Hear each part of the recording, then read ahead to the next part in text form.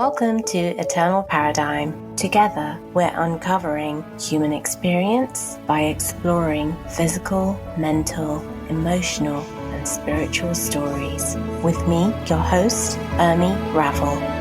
Hi, welcome to this episode of Eternal Paradigm. I hope you're enjoying your journey to find you. This has been a difficult episode to record, and as you go on to listen, you will hear why the subjects, the issues, and the life experiences that we go to uncover together with my guest, Amanda Bonfitto. The conversation that we have is really going to move you. It's going to evoke feelings, evoke emotions, and this is Amanda's life. It's her lived reality. I also want to say that the episode's slightly different in the sense that I have invited Amanda to actually read the email that she wrote to me that just captured me. And every time, even now when I read it, I am just blown away. In this episode, we're learning about Amanda's story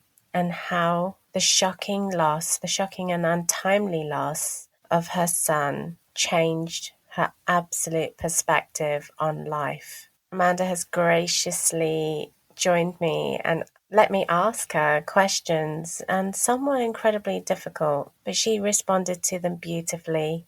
So I'd like to go ahead and dedicate this episode not only to Amanda's strength, to her resilience, but also to Harrison, whose energy I truly believe has allowed Amanda to get to where she is today. And also, I feel as though his energy allowed Amanda's path and my path to come to connect, and for Amanda to be able to join me. This is Amanda Bonfitto. I wanted to tell you the story of my spiritual awakening, or at least how it got started. I grew up with parents who didn't expose me to organized religion or really any spirituality. They had been pushed into it in their life, and they just wanted their kids to find it in their own way. So I grew up pretty clueless about all matters spiritual. I was guided instead by the things I learned at school, like science, logic, and reasoning. And at age 39, I had the most beautiful and intelligent 4-year-old son named Harrison, and also a difficult marriage to someone I cared deeply for as a person, but who was not really able to take care of his own emotional health or be there much for me or our son. So I checked out of that relationship emotionally sometime before this, but I hadn't ended the marriage. One day, when Harrison and I were coming home from work and school, and he was about 4.5, we had an unexpected conversation when we were getting out of the car. And he said, as he was climbing out of his car seat into the front seat, he said, "Mommy, what happens when we die?" "Well, Harrison," I said, no one really knows for sure. Such a big question for such a little kid. And as he jumped from the front seat to the driveway, he said, "I'm going to stop breathing and die." And I immediately said, "What? Why are you saying that?" And he must have sensed my alarm or disbelief, or just, I don't know. I didn't know what to think of it. And he said, "Nah, let's just go inside." So I promptly filed this conversation into that spot in my parent brain labeled "address this later," as I opened the front door to barking dogs, a hungry kid, and all the things that happen when you first get home from work. 4 days later, it was the week of Thanksgiving in the US. Harrison passed away suddenly. While I was finishing my day at the office, Harrison was home eating ice cream with his dad one minute and looking as if he was choking the next. But he wasn't choking. His airway had just spasmed and closed, we learned. They told us later he had croup, but was old enough that his cough no longer sounded like that trademark barky croup cough we parents are all afraid of. After a lot of CPR, the paramedics got his heart rate back, but the brain activity was gone. We spent 2.5 days by his side in the hospital while he was on life support. He donated his heart, liver, and kidneys and saved 4 lives. As I mentioned, I'd never been religious or spiritual, but Harrison said he was going to stop breathing, and then he did a few days later. It was as if somehow he knew, and then he told me. He'd been asking about death fairly frequently in the 3 months prior, and in that last week, He even asked specifically if my dad was dead. My dad had passed away almost 20 years ago. When I was at the hospital that first night, learning Harrison was brain dead, I remembered this conversation in my address this later file. I believe one of the many reasons Harrison was here on Earth was to teach me something no one else could. He opened a door for me, leading out of a dark, flat, two-dimensional room and into a bright light. Being his parting gift to me, I had to go through that door. It's been a beautiful and hard journey into the light. I still feel like I'm mostly standing in the doorway now, learning how to care for myself and scanning the room of spirituality, one foot ready to step, trying to decide where to step first. The synchronicities that tell me I was and am on my right path are pretty amazing. I always said long before I had Harrison that I wanted more than one child, so I would have a reason to get out of bed if I lost one. I mean, who says that? So I believe I knew. As a preteen, I was a lucid dreamer, and then I fell into a deep depression and got on meds. And I spent a couple of weeks inpatient at a mental health center at age 15. And somewhere in there, I stopped dreaming much at all. I think maybe I knew on some level what was in store for me, and I couldn't know it yet. So it was just shut down and saved for later. I never saw Harrison as an older child or an adult in my mind. I never could imagine that. Lots of little things like that from the past show me that his short life was in our contract. This loss of Harrison is, it's as incomprehensible to me as it is to anyone, and I'm living it. And at the same time, it woke me up and smacked me across the face and showed me that I was missing a huge part of the picture. He gifted me with a total personal paradigm shift in a way nothing else could have. I would give it all back in a millisecond to have him alive. I don't know if anything short of my son proving it to me could have made me see that there was something more than just science, logic, and reasoning. Thank you so much for sharing that. You're welcome. That was so powerful. Are you okay? Yeah, I am. Thank you. Oh, every time it just, I feel every word that you're saying. Yeah. So are you okay if we move on to questions? Mm-hmm. Yeah, absolutely. Absolutely. I feel in what you were just saying, I feel every kind of at every point in your journey, I felt like I was there with you because of how you told it. So I have questions. As you know, we have discussed this, and I have asked several questions, and they're around different kind of points in your experience. And can you hear my voice every time, Amanda? Yes. I'm just like, oh gosh, it's just so powerful. And the fact that I think what I'm truly grateful to you for is for sharing this, and also for allowing me to feel with you. And I think that is one of the most powerful things that we can do as people, is allow to feel someone else's experience without actually having experienced the same thing, the same events, if you see what I mean. Yeah, I agree. Because, it makes it real. Like, I feel truly connected to you. Right, moving on. Okay, I'm going to pull myself together and come to the questions. Okay, so can you share more about your experience of taking meds, of medication, and being in the mental health centre? Because you said you were 15 at this point. Yeah.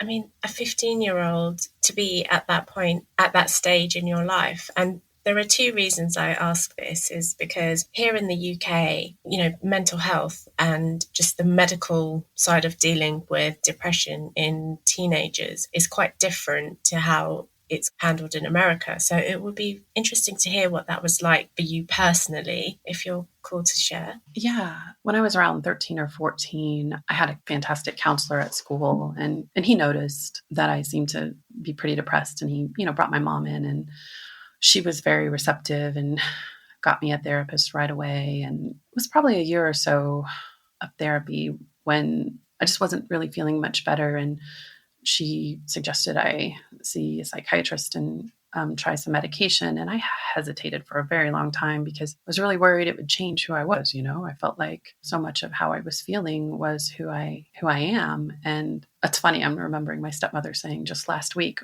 we are not our emotions. So that's funny. But yeah, I eventually tried, and it was a few different medications before we found the one that really helped, but it didn't change me. And it just, got rid of some of the things weighing me down. And there was a point where still felt like the progress was too slow, and I didn't like feeling the way that I was feeling. And I just didn't want to live like that anymore. And I phrased it like that in a journal. And my mom was, of course, terrified that I meant something serious and permanent. And I didn't. I never felt suicidal, but I was fed up with living that way. And I didn't know how to feel better. And so, anyway, I said I needed more help. And so she and I came to the decision that I would try inpatient. And so it was completely something that I drove. And I remember when I got there and all the hustle and bustle of, getting checked in and getting situated in my room. And then it was like, oh man, what have I done?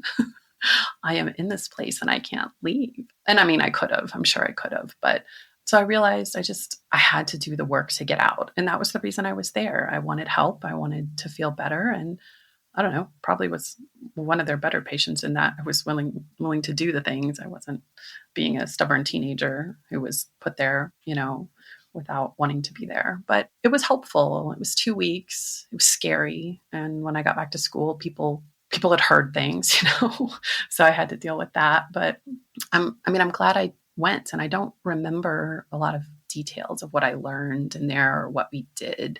But I think the big lesson for me is I can seek help and I can make the most of it and I can grow from it. And having gone through that voluntarily at such a young age, I think has just been a really important lesson that stuck with me. Sure, that makes absolute sense. I'm going to move on to ask you questions about Harrison, who is truly, he absolutely touches me. With children, they do say things to kind of test you and push the boundaries. And so when Harrison was saying what he said to you about him potentially stopping breathing, at that point, did you think, oh, he is just trying to say these things, he's pushing boundaries or anything like that?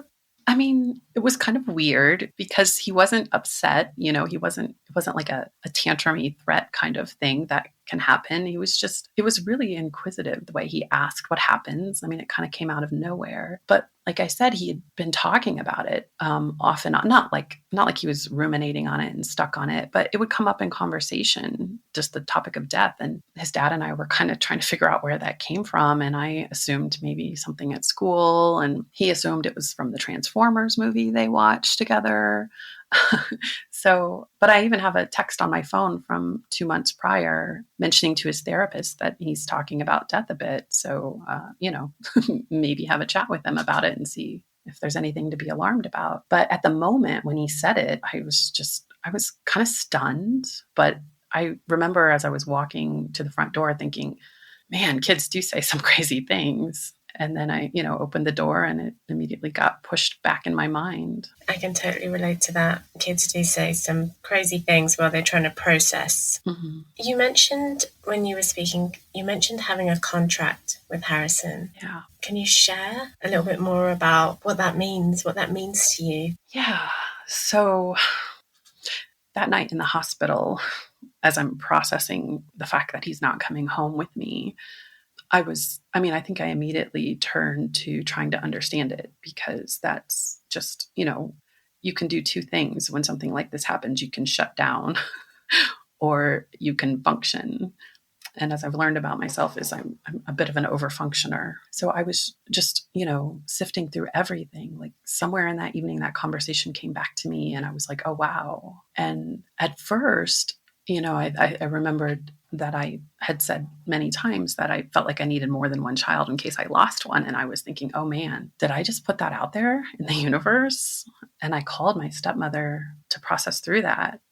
And she, I said, I'm worried I caused this. And she said to me, no, sweetie, you didn't cause this. You just probably knew this on some level. And I latched on to that. And in the weeks after, I just started reading everything that I could to understand. I never thought there was anything. I never thought there was anything after we died. I thought you became a pile of ash and that was the end of it. And I couldn't accept that, having lost my son. So I was reading everything and thinking about everything. And everything that happened kind of matched up with this idea of our souls endure and we have these plans for each life of the things that we're going to learn. And we have contracts with others, with other souls, to work together to learn these lessons. And so when I say contract, I just mean that Harrison's soul and my soul had this soul level contract for him to help me learn lots of things, obviously. But, one of those things was that there's more, that it's not, life is not about going through and checking these boxes and succeeding and achieving. It's not at all what it is. It's more loving and feeling and experiencing the range of human emotions and just being with others, connecting. That's incredibly powerful. When you say contract, the reason I kind of perked up for that is because I'm a practicing Hindu, and in the language that we speak in Gujarati, we actually have kind of sayings which almost translate to, oh, so and so their soul has come back into your life path to teach you something or to clear the balance sheet, so to speak. So I find that fascinating that you see it kind of in a way that resonates to something that's quite similar to what I have grown up with. Yeah, I agree. In fact, I had a really interesting conversation with some random person once, and he was talking about different religions, and that he really just looks at what they all have in common. And he was talking about this in like computer science terms, which was kind of interesting. But he was talking about exploring all the religions and seeing what things they had in common, what base class they all belong to. And and I think that's where we get at the truth, right? 10 commandments aren't necessarily what's important, but they're helpful. But, this idea that we need to be good to others and connect with others. And, there's just lots of things like that I think that are across religions. And I shouldn't be speaking about religion. I don't know very little about it, honestly. Cool.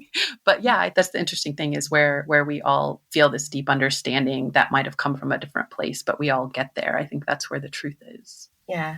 So Harrison donated his organs and saved 4 lives. I'm coming from the point of the impact of his life force, which is big. Do you know, or have you met the people who potentially Harrison went on to change their lives? And is this something that you're potentially looking to explore? Yeah, so the organ donation organization has been really, really great. They facilitate communication if either party wants it, but it's done in a very anonymous way. So I've received letters from a couple of them, and he also donated tissue. So, things that could sit on the shelf, but be useful to people, cartilage and things like that. And so I've gotten a handful of letters about tissue donations and some organ donations, but I just wasn't ready to hear or to reach back out.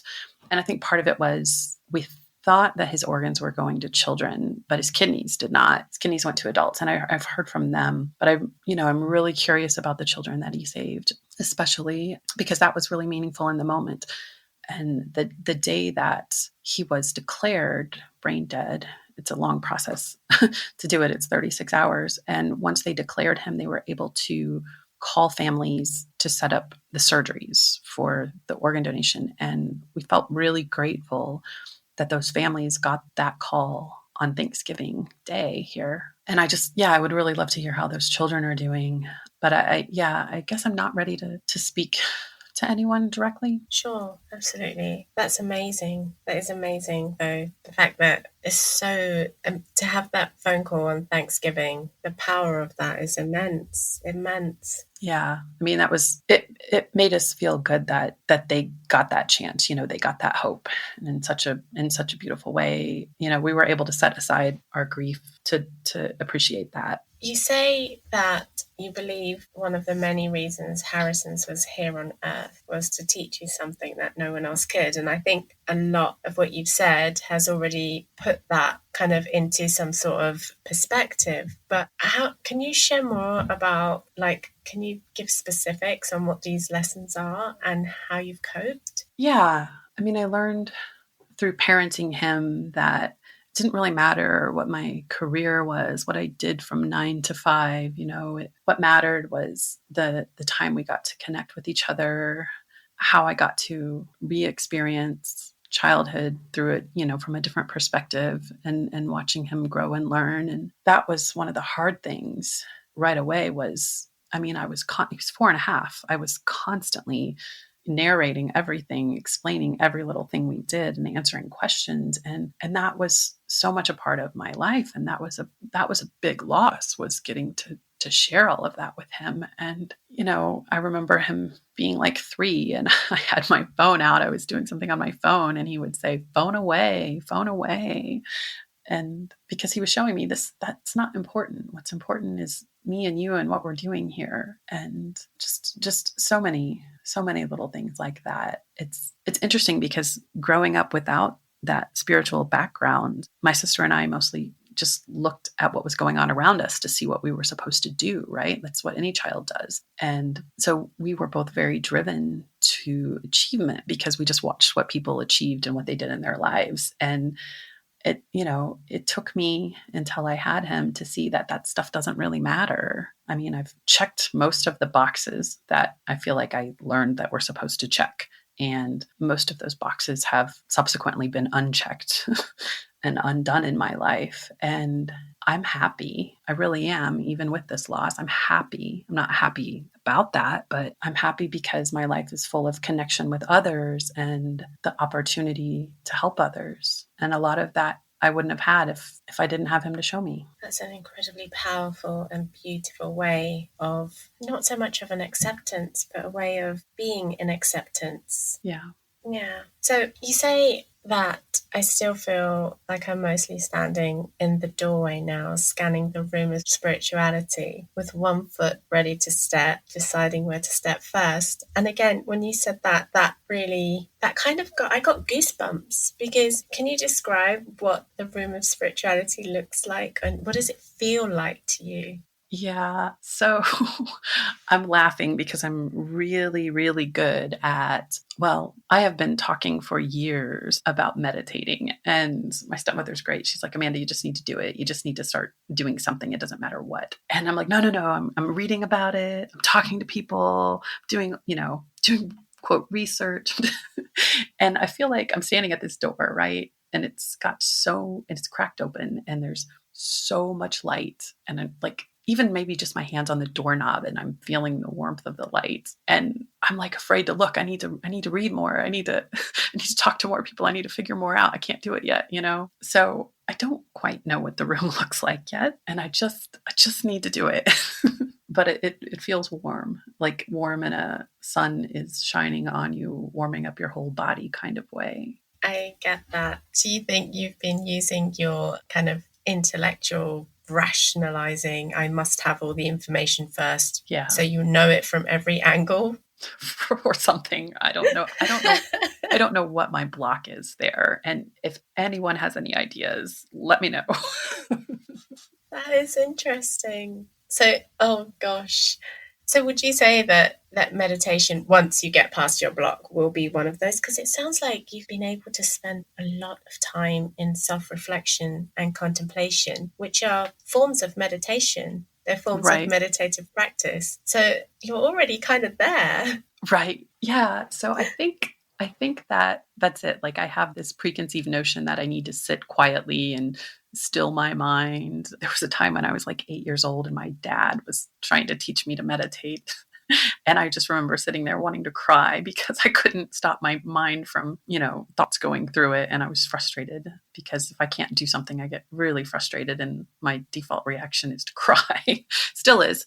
I did it just the other day. But yeah, so I have this preconceived notion and I'm learning that, when I process my feelings, I prefer to process it by talking to someone else. And I have so many wonderful friends who got me through this. I had a handful that were just checking on me constantly. I have one friend that she and I still constantly have a WhatsApp chat going, like every day, just about. And that's how I get processed through. And I realized that, yeah, it is meditative to reflect on these things. And it doesn't have to look like me sitting, with my fingers in a particular position and my eyes closed and making some interesting noises in a rhythmic way. It doesn't have to be what it is. And I think maybe, yeah, you're right. It is a practice. And I just need to call it, my practice is this, and maybe it doesn't look like someone else's, but I'm still doing a lot of reflecting and processing. It's incredibly powerful. And it sounds like at every step of the way, whether you're reflecting on things that have happened or emotions you've felt, that you've been able to uncover something new about you or about a situation. And I think that is incredibly powerful and meditative. And like you said, it's your form, it's how you're doing things. So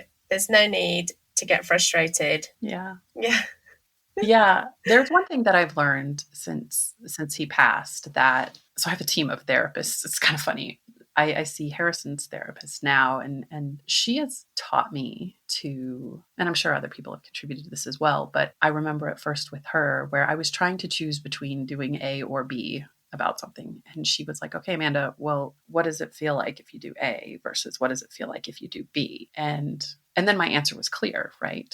Like my brain was saying, no, I don't want to do A, but my body and my emotions or soul or something was telling me, no, I need to do that, even though my brain thinks that that's not the right thing. And my brain thinks that because someone once told me I shouldn't, but what's right for me is doing it. And so I've learned since then to just go in for a second and just feel. Like if I don't know what to do, just feel it out. And I found that a lot of my important decisions go much better if I do that. My brain tends to screw it up.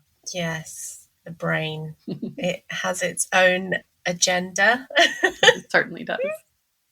Oh, and that's interesting you say that about the feeling out, because I'm kind of becoming very much like that as well. And I think it's definitely useful for people to, like you said, go inwards and actually not be scared of the emotion of what they're going to be faced with. Because I feel like sometimes we kind of we're fearful of our own emotions because sometimes that it's almost unknown. Mm-hmm. Yeah. Can I just ask on that point of emotion? At the beginning, you described your relationship with your partner, and you said you were very factual in explaining where you were at, especially in terms of their emotional attentiveness and journey. And that is quite important and interesting because a lot of relationships fall apart or people kind of don't see eye to eye because they can't seem to work out where things are kind of not going right. Whereas,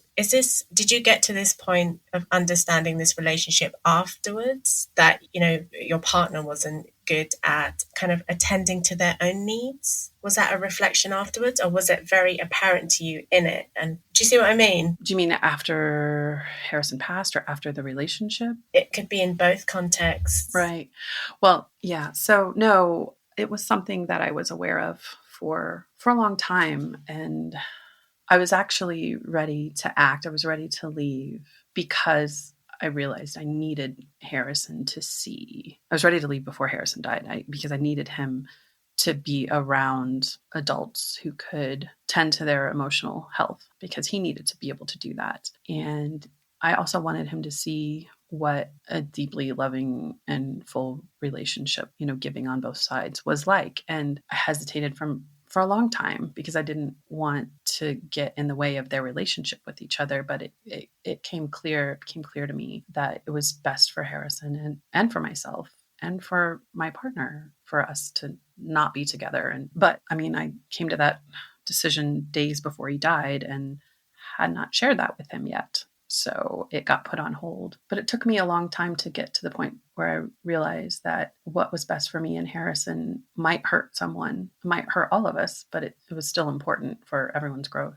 Thank you. So I'm going to talk about where we are at now, or where Amanda is now at this point. Where are you at this point in your journey? And what has your every experience up until this point taught you about the power within you? Because you've talked about kind of growth, and pain has actually been quite a significant part of growth. So if we start with, where are you at now, Amanda? Yeah, so I am in a strange place, as we all are, given the state of the world, but I'm handling it in a way I never would have thought would have worked for me. I am no longer married. I am in a deeply loving and equal and supportive relationship for the first time in my life, which is wonderful. I am embracing this stay at home and don't do anything and just be with my immediate family. And in the past, that would have just driven me absolutely mad. In fact, in April, my mother was like, how are you coping? You're never comfortable just being at home. And and that's when I had to tell her that I met someone right before all of this happened. And yeah, staying at home with him is just fine. And in terms of the emotional and spiritual side, for the first time, I'm really feeling the grief in a way that I couldn't before, because when I was still in that marriage, I was carrying everyone's emotional health around on my back. And so there wasn't room for my grief. And now there is, and it's coming out in a pretty intense way at times. But I am really lucky in that I have this emotional support at home now. I have this amazing partner who will hold me when I need to be held and watch silly Harrison videos when I think of a memory and I want to see it. He'll listen to stories. And, I don't feel pressure to put my grief away because, someone else needs something from me. I have space for that. So it's hard, but I feel like this world is in a very still place right now. So it's an excellent time for that. A friend of mine said to me shortly after Harrison died, I was expressing to her that I didn't know what to do. I didn't know what to do next. And she said, Amanda, you can just sit for a while. You can just rest. And probably she doesn't even realize that was that big of a thing to say, but that has stuck with me over the last 2 years and has really helped me sit still and just feel. And the pain that we feel as humans gives us the range to feel, I think, the joy and the love. So I don't want to feel these bad things, but when they come, I let them in and I look at them and feel them and let them move on through so that I have room for the joy and the love. I can totally connect with that. Mm-hmm. I think when my mum passed away, I think a lot of the things that you've talked about was very, carrying everyone else's grief, kind of being mindful of other people's thoughts, feelings, and emotions. And it's not humanly possible to cope that way. Mm-mm. So I can connect with where you're coming from in that. Yeah. So yeah, sorry, go for it. Yeah, sorry. Just one more thing though. I'm still pretty good at just pushing my emotions aside. My mom passed away 2 months ago, and so I have just set that aside. I think mostly aside from that first week. I had just visited her, and when I came back 6 days later, she just didn't wake up. And it's been very easy to think, okay, I wish I could talk to mom, but I can't, and then push that aside because she's never been here in my home because I'm across country from her. And so I've not really processed through that a whole lot. So I just want to say that I still have so much to learn. And yeah, I don't feel like I'm holding anyone else's grief with this one. But yeah, I'm sorry you had to feel that too, taking on everyone else. But I think it's an important lesson we have to go through.